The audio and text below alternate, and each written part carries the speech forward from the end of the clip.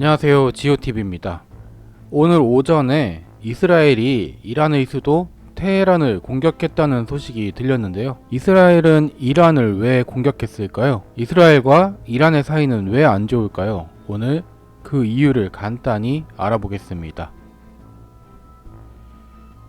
이란과 이스라엘의 관계가 나쁜 이유는 단순한 외교 갈등이 아니라 역사적, 종교적, 지정학적, 군사적 요인이 복합적으로 얽혀있는 중동의 핵심 갈등 중 하나입니다. 그 이유들을 지금부터 하나씩 살펴보겠습니다. 이 1979년 이란의 이슬람 혁명 전까지는 이란 팔라비 왕조와 이스라엘이 상당히 우호적인 관계였습니다. 이스라엘은 이란의 군사, 정보, 경제 협력을 했고 이란은 이스라엘에 석유를 수출했죠.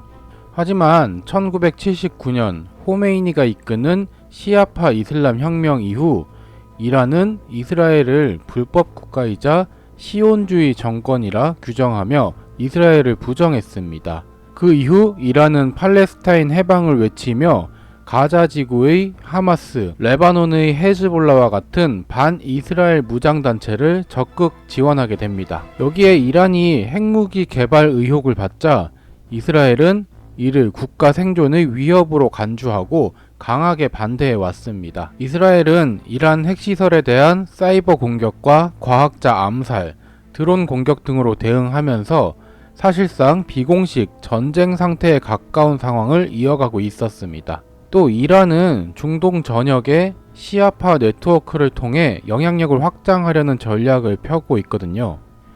이에 대해 이스라엘은 이것을 안보 위협으로 간주하면서 시리아 내전 등에서 이란의 영향력을 군사적으로 차단하려고 하고 있습니다. 그리고 2023년에서 2024년 사이 하마스가 이스라엘을 공격한 이후 이란은 하마스를 간접적으로 지지하고 이스라엘을 공격하는 저강도 전쟁을 예멘의 후티 반군이나 레바논의 헤즈볼라를 통해서 진행을 하고 있었습니다. 이스라엘은 이에 대해서 이란이 배후라는 강한 의심을 제기하고 있었죠. 그런데 이 이스라엘과 이란의 테헤란 사이를 보면은 중간에 이렇게 요르단과 이라크가 있거든요. 그런데 이스라엘은 어떻게 이 이란을 공격할 수 있었을까요? 이스라엘이 미사일만 날린 건지 전투기가 가서 폭탄을 떨어뜨린 것인지는 아직 확실하게 나온 것이 없는데요. 어떤 방식이 됐든 간에 중간에 있는 이 요르단과 이집트의 도움이 없이는 불가능한 공격이거든요. 이 요르단과 이라크의 경우에 이란이 너무 강해지는 걸 좀 경계하는 입장에서 이런 이스라엘의 행동에 묵시적으로 혹은 제한적으로 협조했다라고 보는 게 맞을 것 같습니다. 특히 요르단과 이라크는 모두 미국의 군사적, 경제적 지원을 받는 나라거든요. 미국이 이 이란의 영향력을 견제하기 위해 중동 내의 동맹국들에게 이스라엘의 전략적 움직임을 묵인하라고 했거나 또 협조하라는 협박을 넣었을 수도 있습니다. 특히 이 이라크는 미국 군대가 일부 주둔 중이고 또 요르단에는 미국의 공군 기지가 있어서 이 미국 동의 없이는 완전한 영공 통제는 어렵거든요. 그래서 이들 나라가 공식적으로 영공을 열었다라고 이렇게 발표하지는 않지만은 일정한 시간, 일정한 구역 내에서 비행을 허용하거나 좀 감시를 느슨하게 하는 방식으로 이스라엘이 작전을 할 수 있게 길을 터주었을 가능성이 높다는 겁니다. 2024년 4월에도 이스라엘이 이란에 보복 공격을 했을 때 요르단과 이라크를 거쳐서 드론과 전투기가 날아갔다는 그런 추정이 있는데요.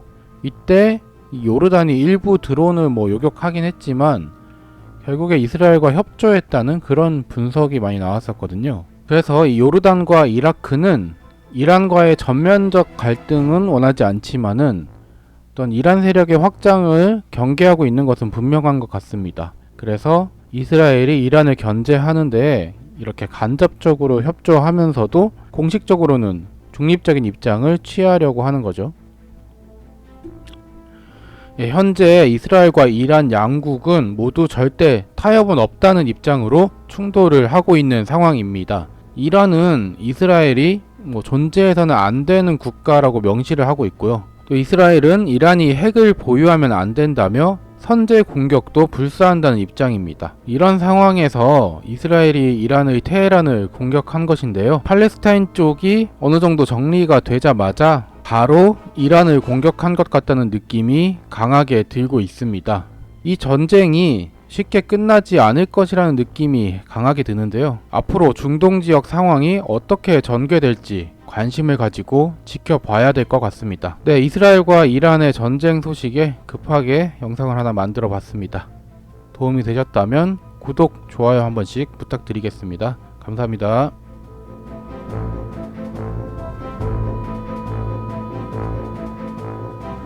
여러분 안녕하세요. 지오TV입니다. 이스라엘과 이란의 충돌 상황이 연일 극적으로 전개가 되고 있는 요즘입니다. 지오TV도 이 지역을 매일 관심있게 지켜보고 있는데요. 네, 이란의 남부에는 세계 에너지의 목줄이 걸려있는 바다가 있습니다. 네, 오늘은 중동의 좁은 바닷길 호르무즈 해협을 한번 살펴보겠습니다. 이 바다가 만약 이란에 의해 봉쇄된다면 어떤 일이 벌어질까요? 같이 한번 알아보시죠. 여기는 북쪽의 이란과 남쪽의 오만 그리고 아랍에미리트 사이에 끼어있는 좁은 바닷길입니다. 여기가 두바이죠. 위성으로 보면 이렇게 장화처럼 생긴 아라비아 반도에서 이 구두코 부분 삐죽 튀어나와 있는 여기가 오만의 영토죠. 이 무산담 반도 북쪽으로 굉장히 폭이 좁아지는 바다를 볼 수 있습니다. 이 폭이 가장 좁은 곳은 단 54km 정도라고 하는데요. 이 좁은 해협을 통해 하루 평균 1700만 배럴의 석유가 이동합니다. 전 세계 해상 원유 수송량의 35% 정도라고 하는데요. 전체 원유 수송량의 20%가 이곳을 지나가는 겁니다. 특히 사우디, 이란, 이라크, 쿠웨이트, 아랍에미리트 등 오펙 주요 산유국들의 수출길이 모두 여기 페르시아만의 호르무즈 해협으로 집중되어 있습니다. 또 이곳을 통해 나가는 원유 중 85% 이상이 아시아행입니다. 그 중에서도 대한민국과 중국, 일본 이 세 나라는 전 세계에서도 손꼽히는 제조업 국가이자 원유 의존도가 80%를 넘는 수입형 경제 국가죠. 그래서 만약 이 해협이 막힌다면 원유는 물론 천연가스 가격까지 급등하며 이 공장 가동 중단, 전력 수급 위기로 산업 전반의 붕괴가 도미노처럼 이어지게 됩니다. 이 호르무즈 해협이 굉장히 좁기 때문에 선박 간 충돌을 막기 위해 TSS 항로 시스템이 설치되어 있거든요. 이 TSS 항로 시스템은 들어오는 배와 나가는 배의 항로가 명확히 구분되어 있습니다.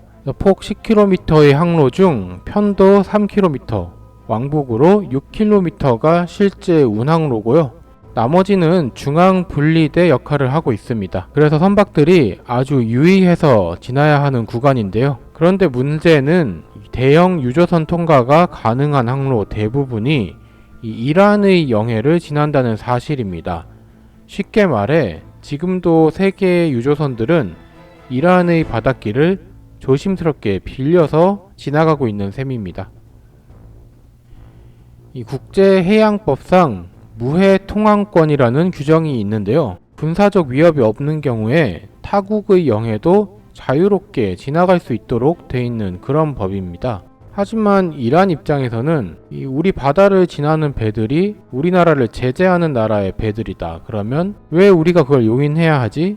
이런 질문을 던질 수밖에 없는 거죠. 그래서 실제로 이란은 UN 해양법 협약에 가입을 했지만 이 무해하지 않은 통항이라고 판단이 되면 봉쇄할 수 있는 그런 권리를 갖게 됩니다. 그래서 이건 국제법 상으로도 합법적인 권리거든요. 그래서 이런 상황이라면 이 미국의 대형 항공모함도 페르시아만에 진입하는 것은 불가능한 상황입니다. 최근 호르무즈 해협 인근에서는 유조선 충돌 사고가 이어지고 있는데요. 특히 170척 이상의 선박이 이 GPS 오류를 호소해서 이로 인해 항로를 이탈해서 대형 화재로 이어진 것으로 보입니다. 전문가들은 이런 GPS 오류의 원인을 이란의 GPS 교란 전파 때문으로 분석하고 있는데요. 이란이 군사시설 보호와 전략적 경고를 위해 강력한 위성 항법 방해 신호를 발신하고 있다는 거죠. 이런 것들이 이제 호르무즈 해협이 단순히 쫓기만 한 곳이 아니라 첨단 전자전까지 벌어지는 국제적 분쟁 지대라는 사실을 보여주고 있습니다. 그럼 혹시나 이 호르무즈 해협이 막히게 되면은 유조선들은 좀 남쪽으로 이렇게 돌아서 갈 수 있을까요? 결론부터 말하면은 거의 불가능합니다. 지형적 여건상 이 대형 유조선이 지날 수 있는 깊은 수심은 이 이란 영해 쪽에만 존재합니다. 오만이나 아랍에미리트 쪽은 수심이 너무 얕아서 이 대형 선박의 항해가 어렵다고 합니다. 그 말인즉 이란이 이 이란의 영해를 막으면 대형 유조선의 이동도 막힌다는 거죠. 결국 이 호르무즈 해협은 이란의 전략 카드이자 전 세계가 숨죽이며 빌려 쓰고 있는 통로입니다. 지금까지 수십 년간 이란이 묵인했기 때문에 전 세계의 원유가 동아시아로 이렇게 향할 수가 있었던 것이죠. 만약에 지금처럼 이 정치적 상황이 급변하면 이란은 언제든지 이 통로를 차단하는 카드를 만지작거릴 수밖에 없을 것 같습니다. 보시면 지금 이 순간에도 수십 척의 유조선이 이 이란 영해를 따라 줄지어 지나가고 있는데요. 하늘에서 내려다본 이 좁은 바다의 이면에는 복잡한 국제 정치와 힘의 균형이 숨어 있습니다. 그 균형이 무너지고 충돌하는 순간 호르무즈 해협의 이 좁은 바닷길 하나가 세계 경제를 뒤흔들 수도 있을 것입니다. 네, 오늘도 시청해주셔서 감사드립니다. 편안한 하루 되시길 바라겠습니다. 안녕히 계세요.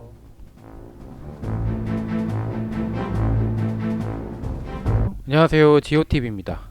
네, 최근에 이란과 미국의 전쟁 소식이 온통 뉴스를 뒤덮고 있는데요. 여러분은 이 이란이라는 나라에 대해 얼마나 알고 계십니까? 이 뉴스로만 보면은 굉장히 위험한 중동 국가 이렇게 생각이 되지만 또 우리가 지도를 펼쳐서 이란의 지형과 위치를 살펴보면은 어떻게 이 나라가 그렇게 끈질기게 버틸 수가 있는 것인지, 그리고 왜 강대국인 미국은 함부로 이란을 건드리지 못하는지 그 해답이 나오는 것 같습니다. 오늘 구글어스와 함께 중동의 거대한 요새 이란으로 날아가 보도록 하겠습니다. 바로 출발해 보시죠. 먼저 이란이 어디에 있는 나라인지 지도로 한번 살펴보면요, 북쪽으로는 투르크메니스탄을 접하고 있고요, 그리고 카스피해가 있고 아제르바이잔과도 국경을 접하고 있습니다. 그리고 튀르키예가 있고요, 서쪽으로는 이렇게 이라크와 길게 국경을 맞대고 있습니다. 그리고 남쪽으로는 페르시아만을 건너서 쿠웨이트, 사우디아라비아, 아랍에미리트, 오만을 마주하고 있죠. 그리고 동쪽으로는 파키스탄과 아프가니스탄, 이렇게 국경을 마주하고 있는 나라가 이란입니다. 그래서 주변을 빙 둘러보면요, 그야말로 이슬람 국가들에 완벽하게 둘러싸여 있는 게 이 이란이거든요. 그런데 재미있는 거는 이 주변국 대부분이 순니파인 반면에 이란은 나홀로 국권이 시아파의 종주국을 자처하고 있습니다. 주변과 종파도 다르고 또 아랍어가 아니라 페르시아어를 쓰는 독자적인 정체성을 가진 나라가 이란인데요. 또 지리적으로나 문화적으로나 이란은 이 중동의 한가운데에 떠있는 독자적인 섬과 같은 나라입니다. 그래서 이런 이란을 공격하기 힘든 이유가 있는데요, 바로 이 지형 때문이에요. 이란은 나라 전체가 거대한 성벽으로 둘러싸여 있는 것과 같습니다. 서쪽으로 가보면요, 여기 이라크와 국경지대에는요 4000m급 봉우리들이 솟아있는 험준한 산맥이죠. 자그로스 산맥이 끝없이 이렇게 이어지고 있습니다. 이 위성사진으로는 별로 안 높아 보일 수도 있는데요, 굉장히 험준한 산악지형이라고 하고요.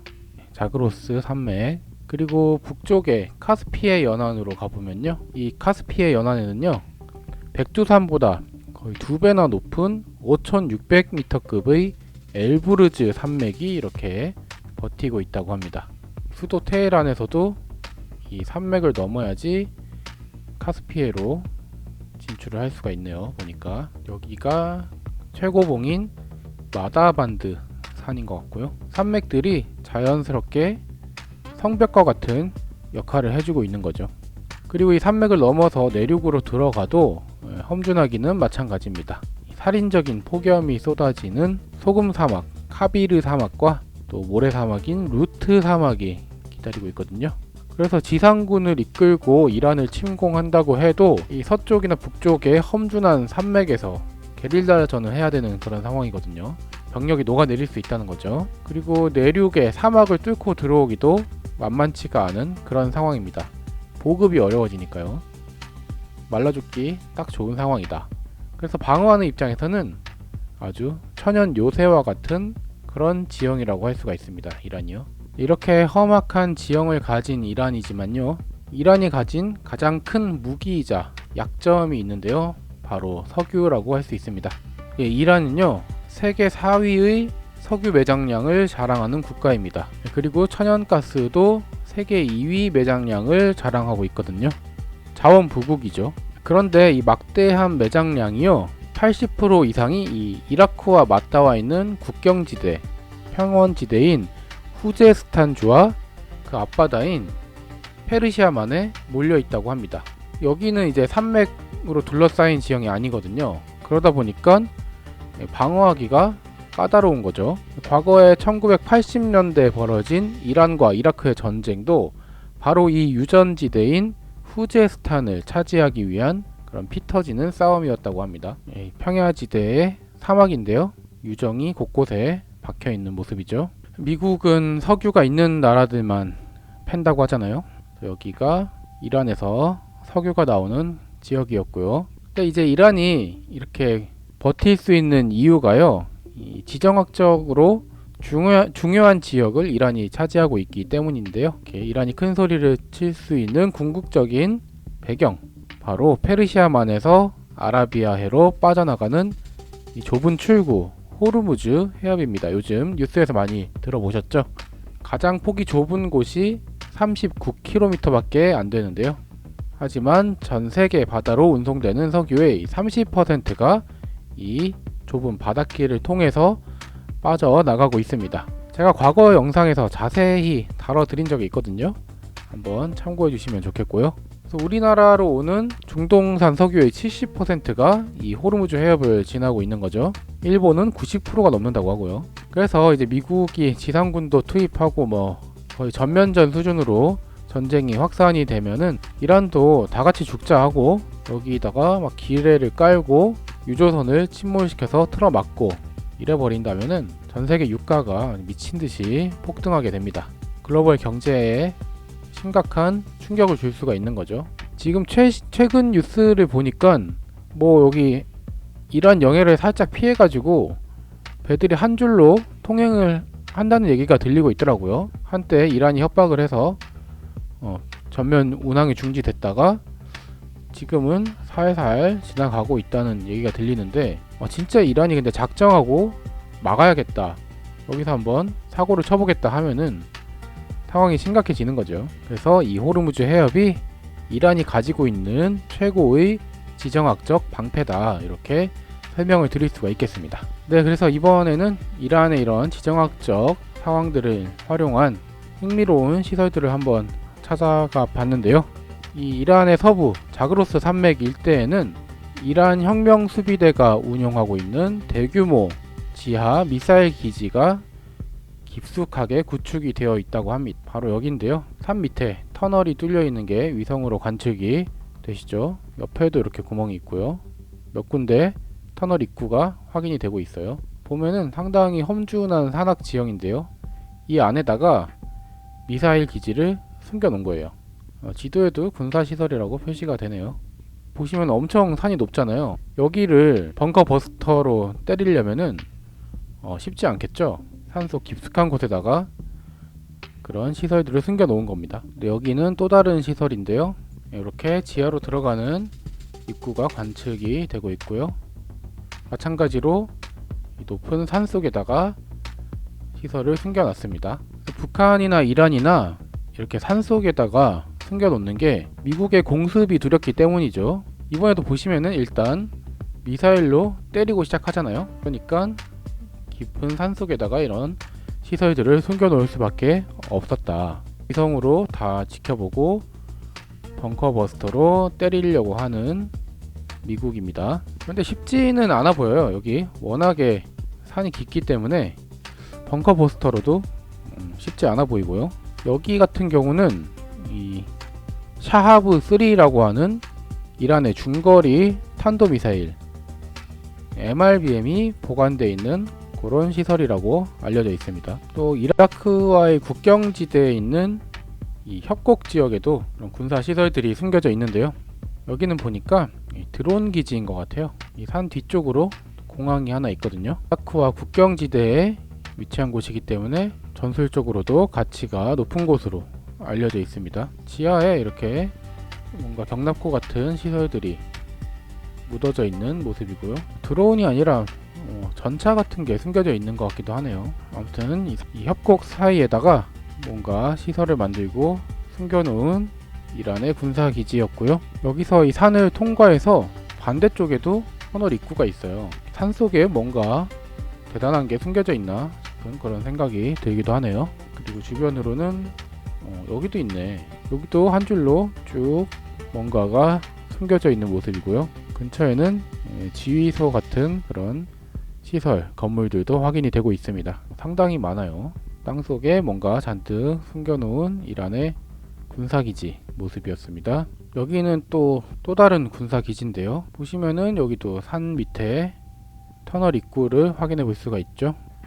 여기는 그림자 때문에 잘 안 보이는데 여기도 산 아래에다가 입구를 만들고 뭔가 숨겨놓은 모습입니다.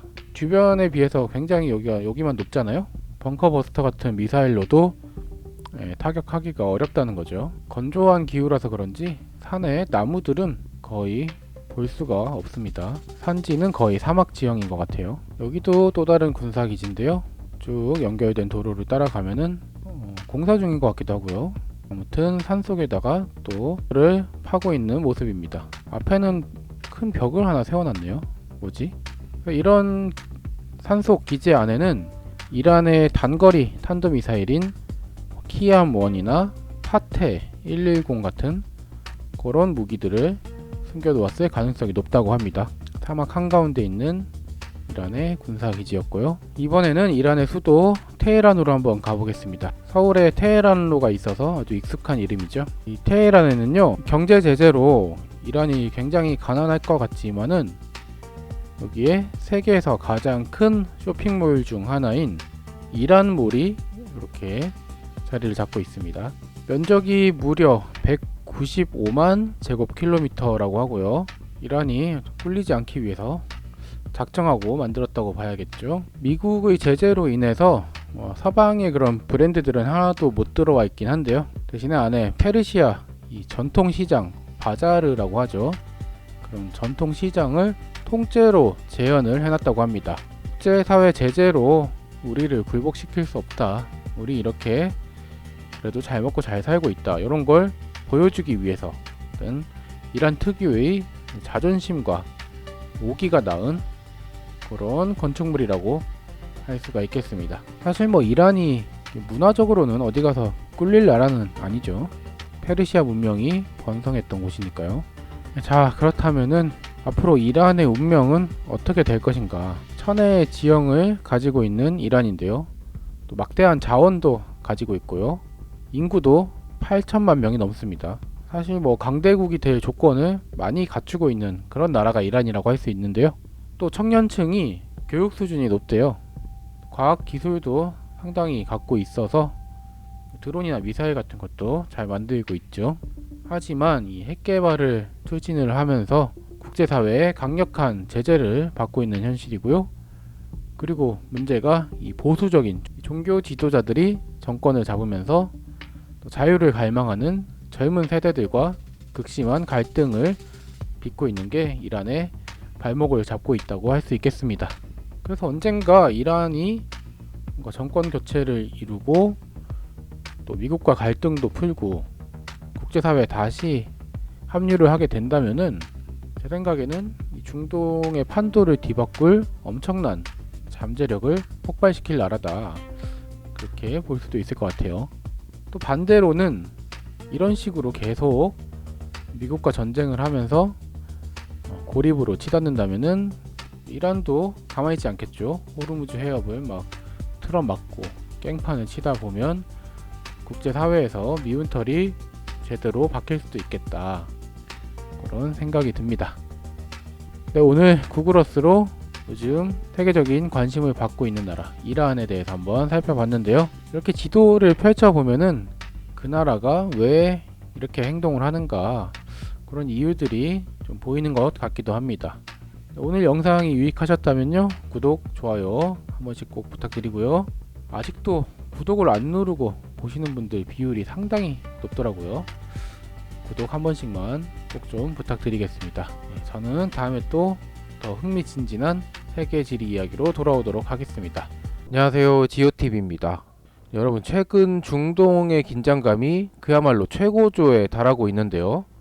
특히 미국과 이란의 전면전 위기가 고조되면서 전 세계에 이목이 집중이 되고 있습니다. 만약에 미국이 이란의 숨통을 단번에 끊어버리려고 한다면 과연 어디를 타격해야 될까요? 이 산맥 속에 있는 지하 군사 시설일까요? 아니면 수도 테헤란일까요?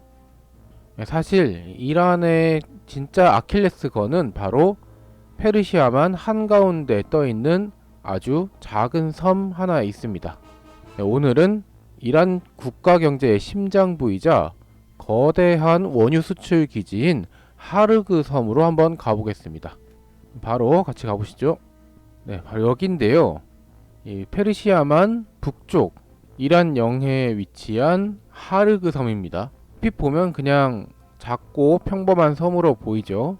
이 섬의 크기가요, 남북으로는 약 8km, 동서로는 불과 4.5km 정도에 불과해서요, 우리나라 울릉도 면적의 3분의 1 정도밖에 되지 않는 아주 작은 섬입니다.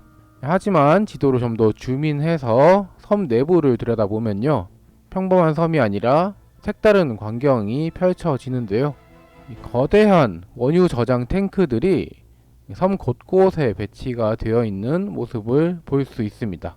무려 2,800만 배럴의 원유를 비축할 수 있는 엄청난 규모라고 하는데요. 최근의 위성사진을 보면요, 이란이 이곳에 공격을 받기 전에 이 저장고들을 통해서 원유 수출량을 단기적으로 최대치로 끌어올리면서 서두르는 징후가 포착이 되기도 했다고 합니다. 이 하르그 섬 석유 시설의 경우에는요, 밀집도가 높기 때문에 공습에 매우 취약하다는 그런 치명적인 단점이 있다고 합니다. 근데 아무리 그렇다고 해도 왜 이 작은 섬을 이란의 아킬레스건이라고까지 부를까요?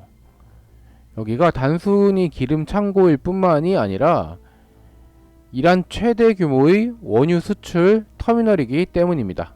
이란이 해외로 판매하는 석유의 약 90%가 이 작은 하르그 섬 하나를 통해서 수출이 된다고 해요.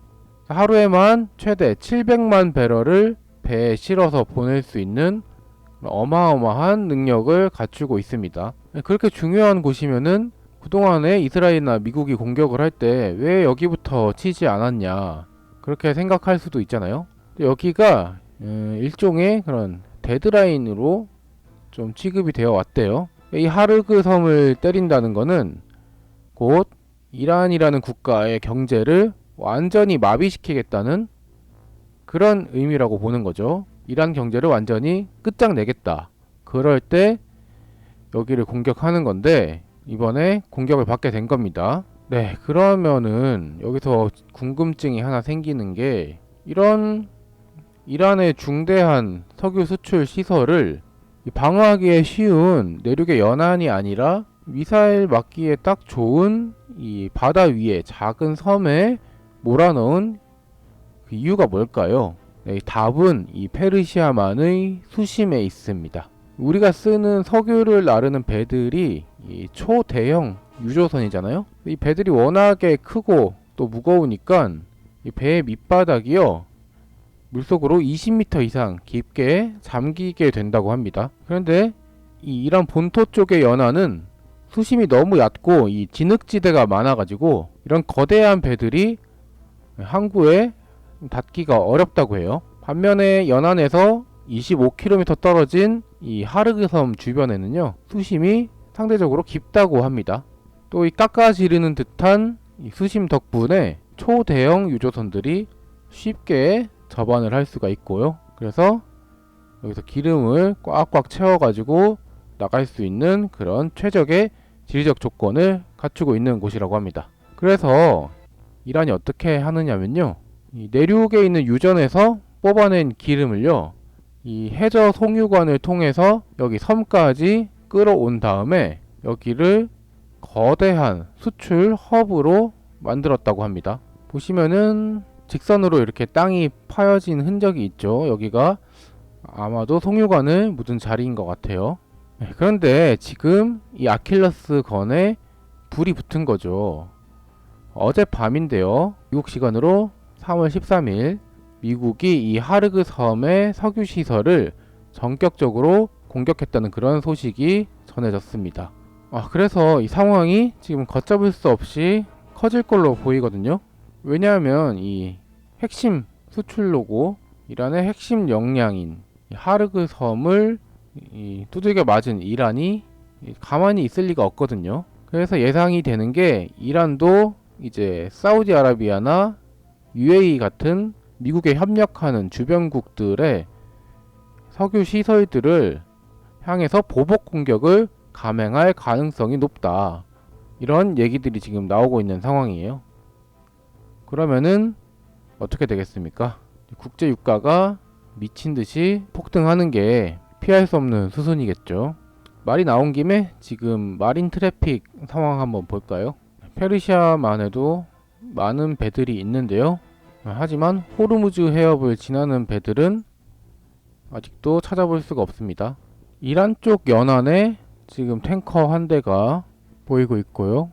인도 선적에 요트 한 대가 지나가고 있네요. 그리고 페르시아만 안쪽에서 지금 호르무즈 해협 쪽으로 접근하고 있는 탱커가 한 대 있긴 한데, 이게 여기를 빠져나가려는 건지 대기하는 건지는 모르겠어요. 아무튼 지금 호르무즈 해협을 통과하고 있는 배는 거의 없는 상황입니다. 사실상 여기 막혀 있다고 봐야겠죠. 그리고 우리가 찾아봤던 하르그 섬이 여기입니다.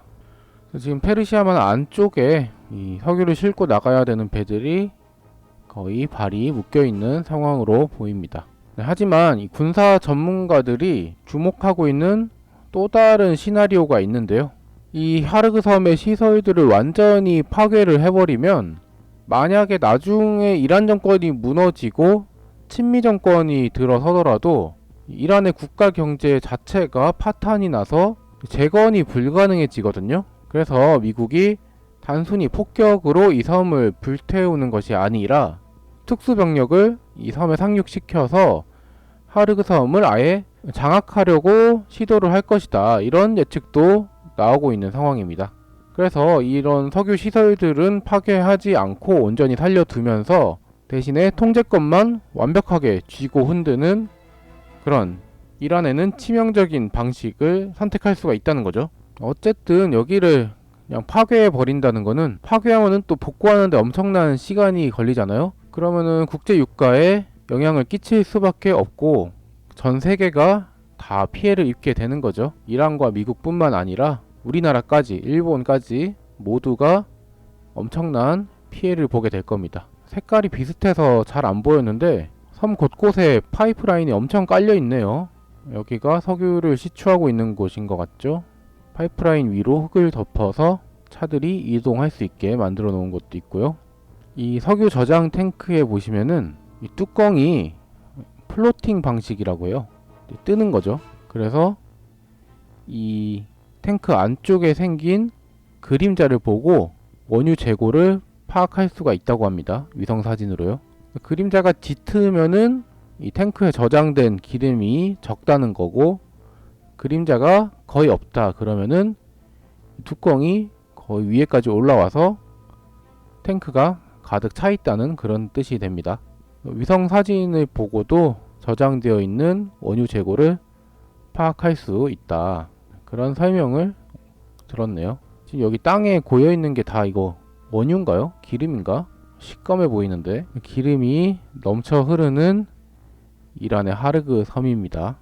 네, 오늘 구글어스로 살펴본 이란의 숨통 하르그 섬. 단순한 바다 위의 작은 섬이 아니라 이 전 세계의 유가와 중동의 운명을 쥐고 있는 엄청난 화약고 같은 섬이었습니다. 과연 이 하르그 섬의 운명은 어떻게 될까요? 또 이로 인해 전 세계에 불어닥칠 폭풍이 벌써부터 좀 두려워지는데요. 지오TV도 지도를 펼쳐놓고 계속해서 이 지역의 상황을 예의주시하도록 하겠습니다. 안녕하세요, 지오TV입니다. 여러분 아시다시피 이란은 이 전쟁 이전에도 미국으로부터 초강력 경제 제재를 받고 있었죠. 그러면은 원유 수출길이 꽉 막혀서 나라 경제가 휘청거려야 정상인데, 이상하게도 이란은 버젓이 석유를 팔아 돈을 벌고 있었습니다. 이 이란 석유의 최대 고객이 바로 중국인데요. 도대체 어떻게 미국의 삼엄한 감시망을 뚫고 중국은 이란의 석유를 쏙쏙 빼가고 있는 걸까요? 그 비밀은 바로 위험천만한 호르무즈 해협을 완벽하게 우회하는 1000km의 지하 동맥과 또 이 오만만에 숨겨져 있는 새로운 수출 기지에 있습니다. 오늘은 이란과 중국의 완벽한 지정학적 꼼수, 고래 자스크 파이프라인을 낱낱이 추적해 보겠습니다. 지금 바로 시작해 보시죠. 먼저 이 이란의 석유가 어디서 나오는지부터 봐야겠죠. 이란의 서쪽 이라크와 맞닿아 있는 여기가 이란의 후제스탄 주라는 곳인데요. 여기에 석하룬 유전지대라고 있습니다. 이란 최대의 유전지대인데 이라크와 딱 붙어 있어요. 그래서 과거에 이라크와 전쟁도 했던 거죠, 이란이. 그런데 재밌는 건요, 이 유전들을 개발할 때 중국의 국영 기업들이 아주 깊숙하게 개입을 했다는 겁니다. 시노펙 같은 중국 국영 석유 회사들이 여기에 투자를 했는데요. 중국이 이란 석유를 가져가기 위해서 여기를 찜해둔 거라고 볼 수 있겠죠. 그래서 여기서 뽑아낸 석유들을 어떻게 하냐, 여기서부터 파이프라인으로 연결된 이 페르시아만 연안의 고래 오일 터미널로 보냅니다. 네, 여기서부터 시작인데요. 지난 영상에서 설명을 해드렸다시피 이란의 석유는 이 페르시아만 안쪽에 있는 하르그 섬 등에서 배에서 실려가지고 좁고 위험한 호르무즈 해협을 통과해야 세계로 나갈 수 있는 거죠. 그런데 이 지역은 이제 그동안 미 해군이 눈에 불을 켜고 지켜보고 있는 길목이었단 말이에요. 그래서 이란이 어떻게 했냐, 이 바닷길을 포기하고 대신에 여기 아까 보여드렸던 고래 오일 터미널부터 두꺼운 송유관을 땅에다 묻기 시작했습니다. 42인치 정도 된다고 해요. 그런 송유관을 땅에 묻어서 어디까지 왔냐, 험준한 사막과 또 산맥을 뚫고 거의 1000km를 달려서 미국이 감시하고 있는 이쪽 페르시아만 안쪽 바다가 아니라 안전하게 자기네 땅속으로 석유를 쏘아 보내서 그렇게 1000km를 달려서 도착한 곳이 이 호르무즈 해협 바깥쪽에 있는 오만만 연안의 자스크 항구입니다. 이 자스크 항의 위치는 보시다시피 이제 페르시아만을 빠져나와서 호르무즈 해협 바깥쪽에 있단 말이죠. 그래서 지상으로 호르무즈 해협을 우회해서 이곳 자스크 터미널에 원유가 도착을 하게 됩니다. 여기 해안가에 보시면은 수백만 배럴을 담을 수 있는 탱크들이 줄지어서 서 있는 모습을 볼 수가 있어요. 원유 저장 탱크들이 보이고요. 이 지상에 여기 터미널로 들어오는 파이프라인도 이렇게 위성으로 확인이 되네요. 이렇게 들어와서 이곳 수출 터미널로 원유가 모이게 되는 거죠. 각 탱크로 분배를 해주는 파이프라인이고요. 그럼 여기서 이제 배에는 어떻게 싣냐, 육지에 바로 여기다 배를 대는 게 아니라요, 보시면은 바다 쪽으로도 파이프라인이 심겨져 있어요. 그래서 수킬로미터의 해저 파이프라인을 바다 쪽으로 뽑아서 먼 바다에 떠 있는 단일 부점 계류 장치라는 그런 큰 부표 같은 걸 만들어 놨대요. 위성 사진으로 여기는 안 보이는데요. 다른 지역에 예를 들면 이런 겁니다. 바다 한가운데 떠 있는 시설인데요. 중국으로 싣고 갈 엄청나게 큰 유조선들이 아까 그 수심이 얕은 연안의 항구로 들어올 필요가 없이 먼 바다에 떠 있는 이 부표에 호스를 꽂고 안전하게 기름을 쭉쭉 빨아들여서 가면 되는 겁니다. 뭐 일종의 바다 위에 있는 주유소다, 그렇게 보시면 될 것 같아요. 그래서 좀 전에 제가 중국 배들이 여기서 기름을 받아 간다고 했는데 중요한 포인트죠. 그러니까 이란이 미국이나 이스라엘이 공격을 하고 뭐 군사적으로 긴장이 높아질 때마다 항상 꺼내드는 게, 정가의 보도처럼 휘두르는 게 바로 이 호르무즈 해협 봉쇄잖아요. 이 부분이 왜 문제가 되는지는 그것도 과거에 제가 지난 영상에서 설명을 해드린 바가 있고요. 그래서 지금 이란이 실제로 또 이렇게 해협을 봉쇄하고 있는 상황이잖아요, 지금. 근데 이게 과거에는 이란도 타격이 있었어요. 너 죽고 나 죽자 하는 그런 어찌 보면 자폭 전술이었는데요.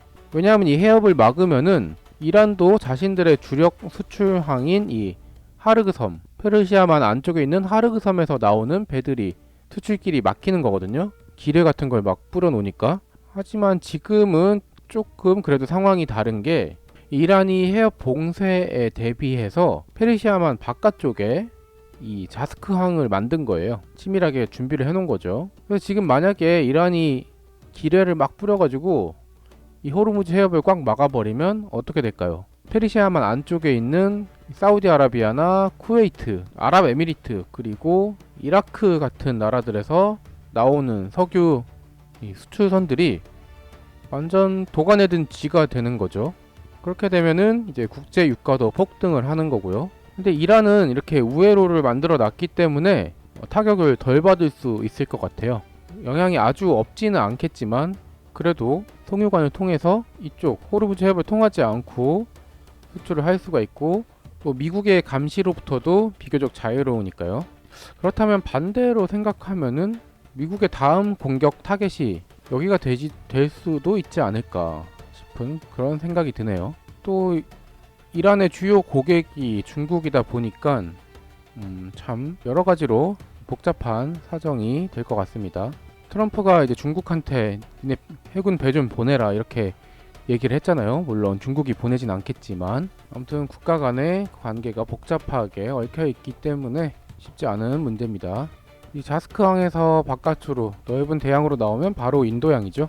이 오만만의 앞바다에는 중국의 암흑선단이라는 배들이 조용히 대기를 하고 있다고 해요. 대기하다가 이란의 석유를 받아가는 거죠. 미국의 눈을 피해야 되는 중국 입장에서는 이 좁은 통로인 호르무즈 해협을 드나들면서 노출할 필요가 없고, 또 이란 입장에서도 중국이라는 큰손한테 안전하게 기름을 팔 수 있는 루트고, 그렇기 때문에 상당히 이란에게는 중요한 시설이 되겠습니다. 여기도. 자, 그러면은 이 페르시아만 안쪽에 있는 다른 나라들은 이런 우회로가 없을까요? 생각을 해보면 이라크 같은 데야 뭐 바다라고는 이 페르시아만만 접하고 있으니까요. 다른 경로가 없을 것 같고, 쿠웨이트 마찬가지고요. 아랍에미리트 같은 경우는 여기 보시면은 호르무즈 해협 바깥에 오만만에 접한 구역이 있거든요.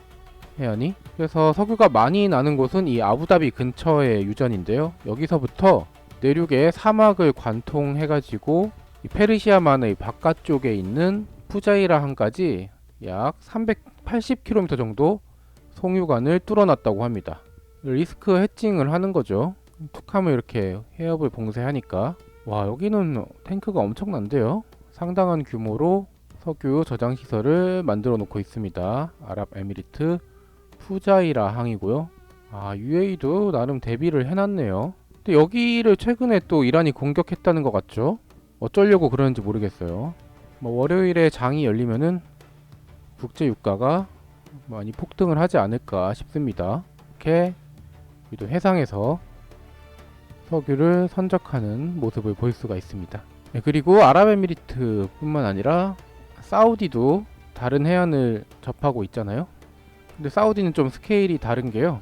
아예 국토를 반대쪽까지 가로질러서 거대한 사막을 가로질러 홍해까지 파이프를 연결했습니다. 이 사우디아라비아에 동서 송유관이라고 있대요. 사우디아라비아 동쪽의 유전지대에서부터 서쪽 홍해의 얀부항까지 무려 1200km에 달하는 동서 송유관을 만든 사우디아라비아입니다. 여기 얀부항이라는 큰 수출 항구가 있는데요. 사우디아라비아도 이란이 호르무즈 해협을 봉쇄를 해도 그래도 완전히 수출길이 막히는 건 아니네요. 이쪽으로 우회로를 만들어 뒀기 때문에 일정 부분은 이 동서 통유관을 통해서 배에 실어서 수출을 할 수가 있는 상황입니다. 그래도 이 송유관을 통해서 처리할 수 있는 양은 아무래도 한정적이니까요. 이란이 호르무즈 해협을 막는 게 문제가 되는 거겠죠. 이렇게 우회로 파이프라인을 만들어 놨지만은 페르시아만을 통한 해상 운송을 완벽하게 대체하지는 못하고 있는 상황입니다. 네, 오늘 구글어스로 추적해본 이란과 중국의 1000km 비밀 석유 루트 어떻게 보셨습니까?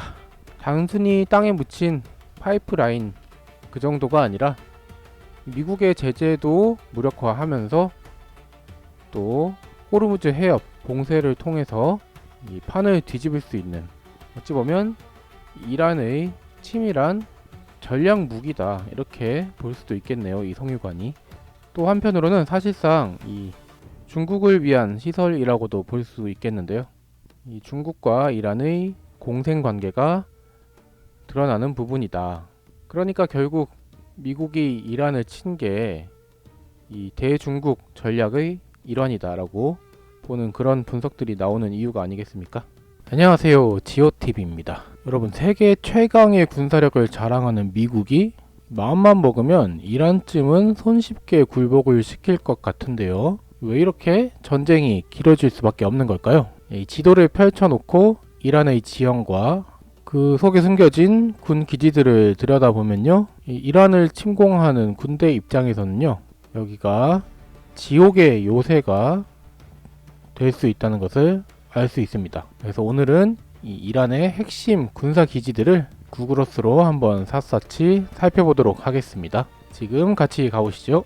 가장 먼저 살펴볼 곳은요, 이 이란 군사력의 핵심이자 비대칭 전력의 상징인 미사일 기지들인데요. 이 이란 서부에 병풍처럼 펼쳐져 있는 험준한 자그로스 산맥 일대에는 이란 혁명 수비대가 운용하는 거대한 지하 미사일 도시들이 개미굴처럼 산속에 파여져 있습니다. 지난 영상에서 제가 잠깐 다뤄드린 적이 있는데요.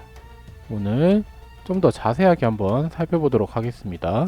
이 호라마바드 이맘 알리 미사일 기지는요, 이란의 로레스탄 주에 있는 핵심 지하 4일로 시설이거든요. MRBM이라고 하는 주로 중거리 탄도미사일들이 이 안에 숨겨져 있다고 합니다. 갱도의 입구가 이렇게 보이는데요. 이 사진은 이 공사 중일 때 촬영이 된 것 같아요. 보시면은 입구에 길을 만들고 그 위에도 지붕을 덮으려고 공사 중인 때 촬영이 된 것 같습니다.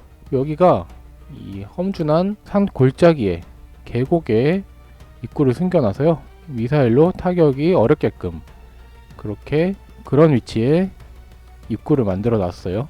여기를 마치려면은 이렇게 남쪽에서 들어오던가, 남쪽에도 산이 하나 있어서 순항 미사일이 만약에 온다고 하면은 급커브를 틀어서 와야 되는데 쉽지 않죠. 그러면 속도가 늦춰지니까요. 아니면은 굉장히 고각으로 발사를 해야 되는데 그것도 쉽지 않다. B2 스텔스기 같은 게 와서 벙커버스터를 떨어뜨리지 않고서는 멀리서 미사일로는 타격하기가 어렵게 그런 위치에다 만들어 놨습니다. 제가 이렇게 찾아볼 정도면은 미국 정보기관에서는 당연히 알고 있는 시설들인데요. 그럼에도 불구하고 타격이 어렵다는 거죠, 여기가. 그래서 이란이 이 산속에다가 미사일들을 숨겨놓게 된 것 같아요. 물론 또 여기를 타격하려면은 방법이 없는 건 아니겠지만요, 최대한 어려운 위치에다가 기지를 숨겨놨다고 그렇게 볼 수 있겠습니다. 그래서 이 산 골짜기들의 출입구가 만들어져 있고요. 여기를 전체를 컨트롤하는 본부는 여기에 가까운 곳에 이렇게 자리를 잡고 있는 모습입니다. 주변에 따로 미사일 발사대가 있는 것 같지는 않고요. 아마도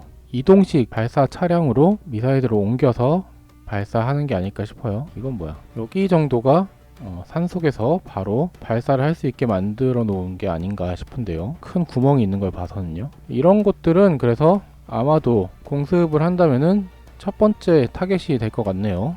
이게 남쪽에서 북쪽으로 본 모습인데요. 남쪽 사면에 높은 산이 있어서 여기도 주로 이제 미군들이 공격을 한다면은 페르시아만에서 공격을 할 테니까요. 미사일을 쏜다면 맞히기 어려운 위치에 발사대를 심어 놓은 게 아닌가 싶습니다.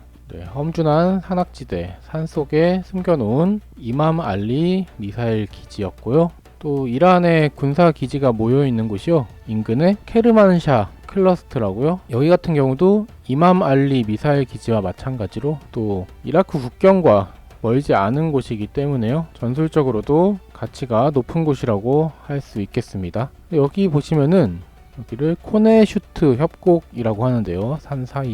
산맥 사이에 깊은 협곡을 파고 들어서 기지를 만들어 놓은 거예요. 여기는 주로 단거리 탄도미사일들을 배치해 놓은 곳으로 추측이 되는 시설들입니다. 쭉 길을 따라서 땅속에다가 뭔가를 만들어 놨는데요. 여기는 안에 드론 같은 게 보관이 돼 있는 게 아닌가 싶기도 하거든요. 그래서 앞에다 차를 붙여서 드론을 실어가지고 발사장으로 옮기는 거죠. 그래서 이 협곡을 따라 쭉 내려오면은 산을 돌아서 이런 곳이 있거든요. 길이 여기까지 연결이 돼 있는데 여기서 드론을 이륙시키는 게 아닌가 저의 추측입니다. 군사 시설이다 보니까 주변에는 펜스가 둘러쳐져 있는 모습입니다. 바로 인근에는 또 도시가 있어요. 도시 가까운 곳에 군사 시설을 이렇게 만들어 놓은 모습이고요. 계곡의 반대쪽으로도 길을 따라서 쭉 뭔가가 설치가 되어 있는 모습입니다. 그림자가 없어서 정확하게는 모르겠는데 뒤쪽으로 땅 색깔이 다른 걸 봐서는 이 속에 뭔가 있는 것 같긴 해요. 전차라든가 이동식 미사일 발사 차량이라든가 그런 것들이 경납고 안에 숨겨져 있는 게 아닐까 추측이 되는 시설들입니다. 여기도 이맘 알리 미사일 기지와 마찬가지로 최대한 미사일로 요격이 어렵도록 산 사이에다가 이런 시설을 만들어 놓은 거죠. 스텔스기가 와서 수직으로 폭탄을 떨어뜨리지 않는 이상은 공격하기가 상당히 까다로운 그런 시설이 되겠습니다. 인근에는 뭐 커다란 파이프 같은 것도 쌓여 있거든요. 터널을 만들 때 쓰는 건지 미사일 발사관인지 커다란 파이프들이 줄지어 쌓여 있는 모습도 볼 수가 있습니다. 북서쪽으로 쭉 군사 기지가 이어지는데요. 여기도 산속에 큰 터널을 파고 있는 모습인 것 같아요. 터널 출입구를 이 바깥쪽까지 길게 빼놓은 모습입니다. 아마도 여기를 나중에 흙으로 덮어서 또 위장을 할 것 같아요. 근데 이미 만드는 과정이 이렇게 다 찍혀 있으면은 나중에 위장하는 게 무슨 의미가 있는지 모르겠지만요. 그리고 산 반대쪽에도 이렇게 터널이 있는 걸 봐서는 이런 식으로 또 이런 식으로 내부에서 연결이 되는 시설이 아닐까 싶습니다. 이렇게 보면은 대충 산 안에 어떻게 돼 있겠다 상상이 좀 가죠. 누구나 이렇게 위성 사진으로 쉽게 볼 수 있는 곳이니까요. 뭐 엄청나게 여기를 숨겨야겠다 그런 의미로 만든 시설이라기보다는 최대한 이 미사일 공격을 피해 보겠다 그런 의도겠죠.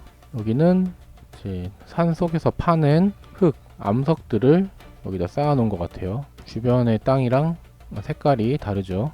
또 이 산을 둘러싸고 계속 군사 시설들이 이어져 있습니다. 여기도 보시면은 산 모퉁이를 따라서 또 도로를 따라 뭐를 잔뜩 만들어 놨죠. 이 수직으로 위에서 봤을 때는 잘 모르겠지만은 아마도 비행기 경납고처럼 여기 안에다가 뭔가를 숨겨 놓은 그런 시설인 걸로 보입니다. 입구 쪽에만 이렇게 콘크리트를 발라놨고요. 드나들기 좋게. 여기는 왠지 전차 같은 게 숨겨져 있지 않을까 싶네요. 그 앞으로는 이제 사령부 같은 지휘시설 건물도 확인해 볼 수 있습니다. 반대쪽에는 좀 더 선명하게 보이네요. 터널 입구가. 그죠? 뭐 이란뿐만 아니라 어느 나라든지 이런 식으로 숨겨 놓죠. 다들. 우리나라도 마찬가지고요. 산 속에다가 아니면 건물 안에다가 전차 같은 걸 넣어 놓습니다. 다. 몇 대가 움직였나 노출이 되지 않게 하는 의도도 있고요. 또 비바람이나 모래먼지 같은 걸로부터 장비를 보호하는 역할도 있고요. 앞쪽에 도로 포장이 안 된 걸 봐서는 이 안에는 전차 같은 게 숨겨져 있지 않을까 싶어요. 이란의 군사 시설들이 모여 있는 클러스터 지역이었습니다. 케르만샤 클러스터고요. 이렇게 자그로스 산맥 일대 지역에 대규모 탄도미사일 기지들이 숨겨져 있었지만요. 또 미군의 미사일 공격으로 최근에 타격을 많이 받은 모습들이 또 관측이 되고 있다고 합니다. 이렇게 올해 2월 사진과 재작년 11월 사진을 비교해서 보면요. 터널 입구에 흙이 무너져 내린 모습도 볼 수가 있고요. 뭔가 건물이 파괴된 흔적도 찾아볼 수가 있습니다. 최근 위성 사진을 보면 이 터널 입구 쪽을 집중적으로 타격을 해서 입구가 붕괴된 모습들을 많이 확인해 볼 수가 있고요. 그렇게 함으로써 이제 산속에 있는 이 중거리 탄도 미사일들을 외부로 반출을 못하게 하는 거죠. 그렇게 무력화를 시킨 모습을 최근 위성 사진에서 확인해 볼 수가 있습니다. 이 산속에 어떤 미사일들이 숨겨져 있는지 잠깐 살펴보시면요. 이거는 샤하브 3라고요. 이란의 상징적인 중거리 탄도 미사일입니다. 사거리가 꽤 길어가지고요. 이스라엘은 물론이고 중동 전역에 있는 미군 기지들을 직접 타격할 수 있는 미사일이라고 합니다. 그리고 키암1이라는 미사일이 있는데요. 이건 단거리 탄도 미사일이고요. 이 날개 핀이 없는 그런 형태가 좀 독특한 모습이라고 합니다. 이 키암1 같은 경우는 적의 요격 시스템을 교란시키기 위해 설계되었다고 하고요. 그래서 방어하기에 상당히 까다로운 미사일이라고 알려져 있습니다. 이란에서 생산된 미사일 중에 가장 개수가 많은 게 또 이 키암1이라고 하고요. 지금 보시는 이 파테 110이라는 미사일은요. 특징이 고체 연료를 쓰기 때문에 발사 준비 시간이 굉장히 짧은 게 특징입니다. 그래서 이동식 발사 차량에 이렇게 싣고 다니면서 즉시 빠르게 발사를 할 수 있는 거죠. 또 명중률도 상당히 높은 편이라서 굉장히 정밀 타격도 가능한 그런 미사일이라고 합니다. 그 밖에도 이란은 여러 종류의 순항 미사일도 가지고 있고요. 또 최근 전쟁에서 드론이 많이 사용되고 있잖아요. 이란의 샤헤드 시리즈라는 자폭 드론이 있는데요. 이런 자폭 드론들까지 지하 요새에다가 가득 쌓아두고 있는 이란입니다. 이란의 이 미사일이 창이라면은 또 방패 역할을 하는 공군 기지들을 한번 찾아가 볼까요? 지금 빨간색 핀으로 표시된 곳들이 이란의 공군 기지들인데요. 주요 기지들만 한번 살펴보겠습니다. 테헤란에 있는 메흐라바드 공군 기지고요. 테헤란 국제공항이랑 시설을 같이 쓰고 있어요. 당연히 이 수도 방위를 위한 전투기들이 배치가 되어 있을 거고요. 이거는 2025년 10월 위성 사진인데 뭔가 파괴된 것 같은 비행기가 보이네요. 메흐라바드 기지에서는요, F4 팬텀이랑 미그 29 같은 전투기를 운영하고 있다고 합니다. 그리고 가장 큰 역할이요, 물자와 인원을 수송하는 역할입니다. 그래서 이런 수송기들이 많이 배치가 되어 있는 모습을 볼 수 있습니다. 아무래도 수도에서 제일 가까운 기지다 보니까요. 군사 수송의 핵심 허브 역할을 하고 있는 기지고요. 또 보시면은 여기 항공기들이 엄청 많더라고요. 여기가 모하비 사막처럼 비행기 무덤 역할을 하고 있어요. 북쪽으로도 보시면은 비행기들이 굉장히 많죠. 이 다리를 건너서 북쪽이 다 항공기 무덤, 비행기를 보관하는 곳들입니다. 미국의 모하비 사막처럼 여기도 이제 건조한 지역이다 보니까요. 이렇게 비행기들을 바깥에다가 그냥 쌓아놓고 있는 모습이에요. 꽤 많더라고요. 보관하고 있는 비행기가. 유사시에는 어떤 식으로든 활용이 가능하겠죠. 이것들도. 물론 뭐 아예 못 쓰는 비행기도 있겠지만은. 테헤란의 메흐라바드 기지에 있는 비행기 무덤까지 한번 살펴봤고요. 다음으로 찾아가 볼 곳은 하마단 노제 공군 기지입니다.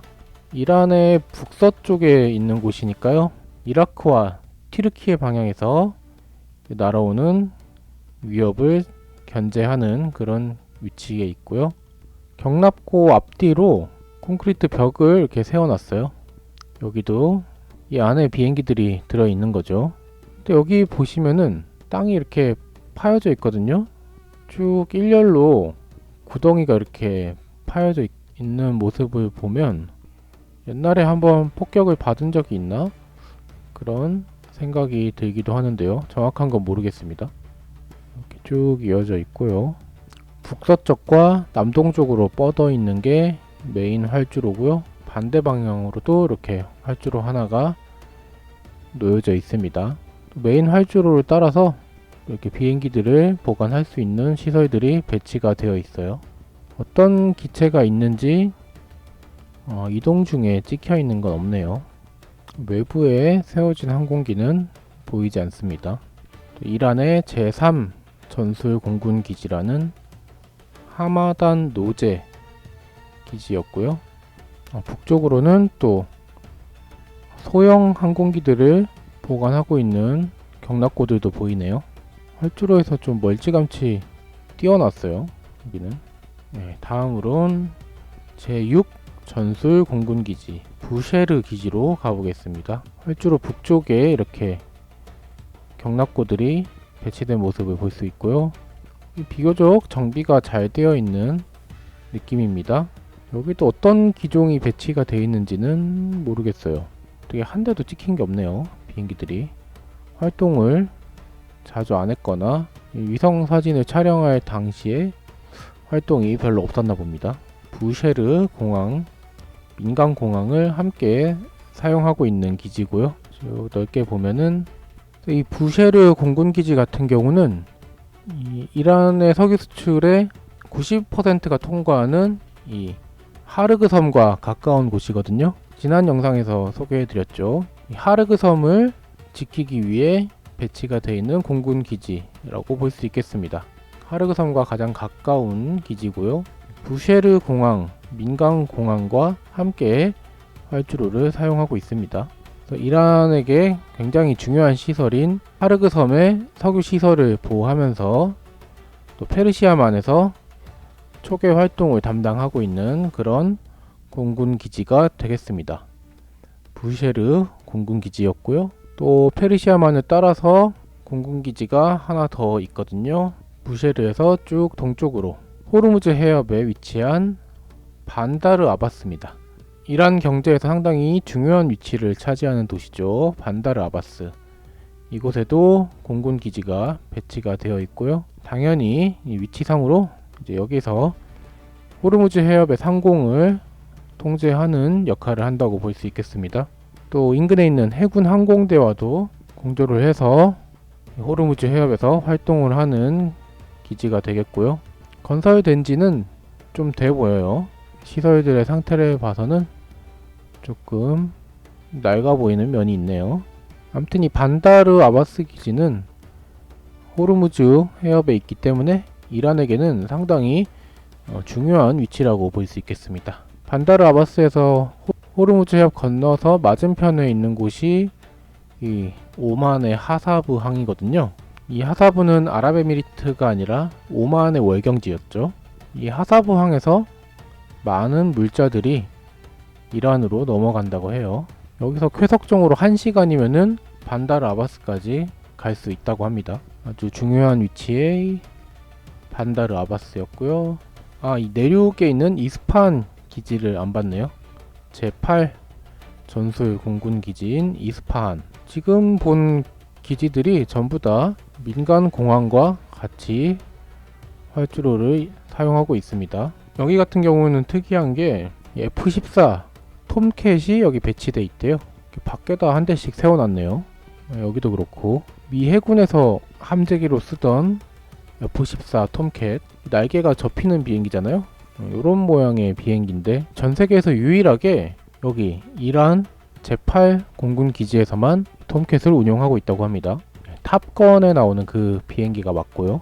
근데 이 이스파한의 하타미 기지가요, 이번 미국의 공습으로 인해서 집중적인 타격을 받았다고 합니다. 미국의 민간 위성 업체인 벤터에서 3월 10일 날 촬영한 사진인데요.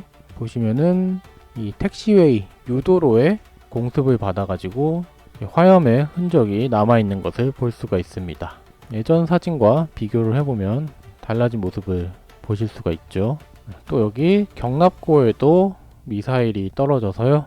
보시면은 경납고 하나가 완전히 파손된 모습을 확인해 볼 수 있습니다. 이렇게 이란의 공군 기지들 한번 살펴봤고요. 이번에는 해군 기지 한번 가볼까요? 이란의 해군은요, 크게는 이 오만만 밖으로 인도양 쪽으로 나가서 대양에서 활동하는 해군이 있고요. 또 페르시아만 안쪽에서, 특히 호르무즈 해협에서 약간 게릴라전 형태로 작전을 펼치는 혁명 수비대 해군, 두 가지로 나눠서 볼 수가 있다고 합니다. 가장 중요하다고 볼 수 있는 이 호르무즈 해협의 반다르 아바스 해군 기지 한번 볼까요? 여기에 이란 남부 함대 사령부가 있고요. 이란 최대의 해군 기지라고 합니다. 보시면은 도크 안에서 수리를 하고 있는 잠수함과 다른 배들도 볼 수가 있고요. 다양한 종류의 함정들을 보유하고 있는 모습입니다. 제 동쪽에는 잠수함들도 정박해 있는 모습이네요. 아무래도 이란 입장에서는 여기 호르무즈 해협이 가장 중요하다 보니까요. 여기에 전력이 많이 집중이 되어 있는 모습입니다. 그 다음 중요한 곳이 아까 보셨던 부쉐르죠. 이란의 가장 중요한 하르그섬 석유시설에서 가까운 부쉐르. 그래서 반다르 아바스도 그렇고 여기 부쉐르도 그렇고 해군기지, 공군기지가 다 배치가 되어 있죠. 중요한 곳이다 보니까요. 입구가 근데 상당히 좁네요. 여기는 해군기지가. 여기는 페르시아만 안쪽에 있는 기지라 그런지 큰 군함들은 별로 없는 것 같아요. 항구 자체도 그렇게 크진 않은 모습입니다. 페르시아만의 중북부 지역을 통제하고 있는 부쉐르 해군기지고요. 페르시아만 바깥쪽 입구를 지키는 자스크 해군기지가 있어요. 이란 혁명수비대의 중요한 거점인 자스크 해군기지입니다. 근데 이란 입장에서는 중요한 시설이라고 하지만은 미군 입장에서 봐도 그렇고 우리나라 해군기지와 비교를 해봐도 조금 열악해 보이는 건 사실이에요. 천조국 미국의 전력에 비교하면은 보잘것없다고 할 수 있겠죠. 그래도 어쨌든 이란의 입장에서는 상당히 중요한 위치를 차지하고 있는 자스크 해군기지고요. 가장 동쪽에 파키스탄 국경과 가까운 지역에 차바하르 해군기지가 있습니다. 여기도 항구는 크게 잘 만들어 놨는데요. 배는 몇 대 없는 것 같아요. 이란의 유일한 심해 항구고요. 멀리 인도양 지역까지 작전을 펼 수 있는 큰 함정들이 배치가 되어 있습니다. 차바하르 해군기지였고요. 이런 이란의 해군기지들도 당연히 이번에 공습을 받았겠죠. 또 가장 중요한 반다르 아바스 해군기지가 피해가 제일 컸습니다.